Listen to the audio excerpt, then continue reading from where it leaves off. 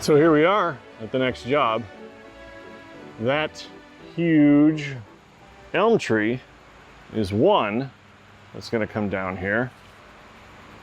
See how it bends all the way over here? Now, I obviously cannot drop that whole tree by itself or in full. Like I have to take that in pieces, because that will certainly reach, well, it'll reach the neighbor's house and it'll reach the client's house.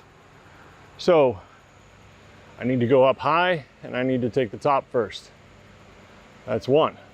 The next part of this job is a branch, just a branch. I don't know if you can see it right there. It goes up there. That branch she wants taken off of this oak tree, which is no small task. And of course it's gonna fall right here in the yard, no problem. But I need to be able to reach it. So I am renting a 45-foot man lift to be able to get up there. And I'll position it here in the yard, go up, and I'll take that branch off up there. And then I need to move it over here, go up and take half of that elm tree off, and then come down and take the rest of it. But I need to move all of this first. So today is site prep. And just got to get it out of the way. That's about it.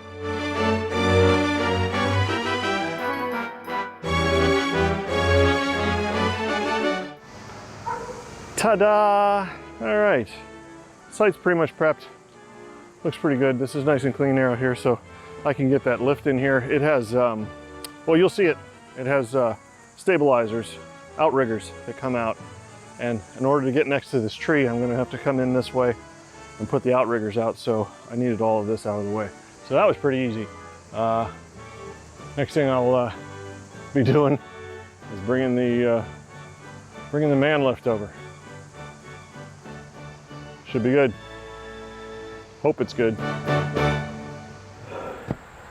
Well, here it is. This is a Bill Jacks 4527A. Anyway, I rented one of these before, and it was a gas version of this one, and it was all, it went 35 feet, that's what I'm trying to say. This one is all electric, which is kind of nice, because it won't make so much noise.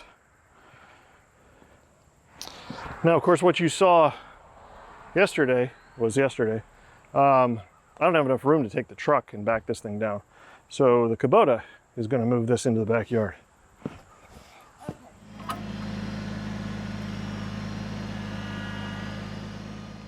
So what you're watching right now is me backing the man lift into the backyard, which, let me tell you something, that Kubota BX really shines here. There's no other way that I could have gotten this machine into the backyard to do this work.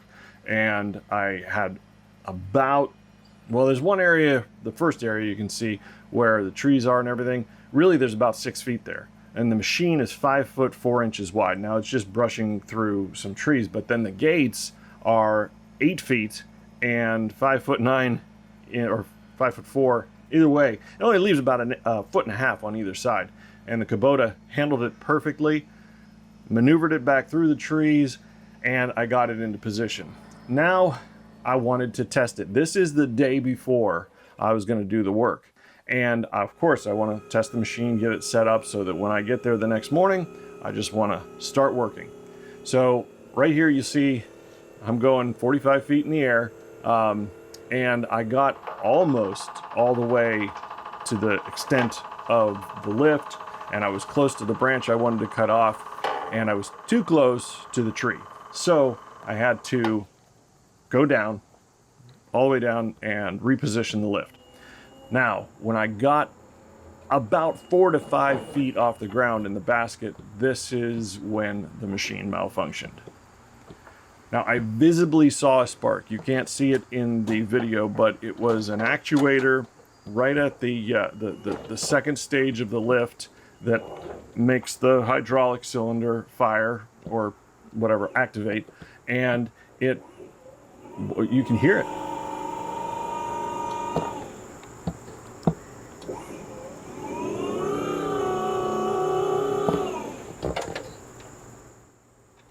It was malfunctioning. It wasn't working. Now, the biggest part of this job was to be able to trust that machine, because 45 feet in the air, you know, it's all over if you fall. So at this point, I could not trust that machine, and I decided it just wasn't worth it. It wasn't worth the risk, and I decided to scrap the job. The homeowner wasn't too broken up. As a matter of fact, she was kind of relieved that I didn't have to do that. So, you know, learning experience when you're renting equipment. I mean, you know, if you own the equipment, you know the equipment. If you're renting equipment, I don't know that I would ever rent a man lift again like that, or maybe I would choose a different rental place. It was pretty beat up.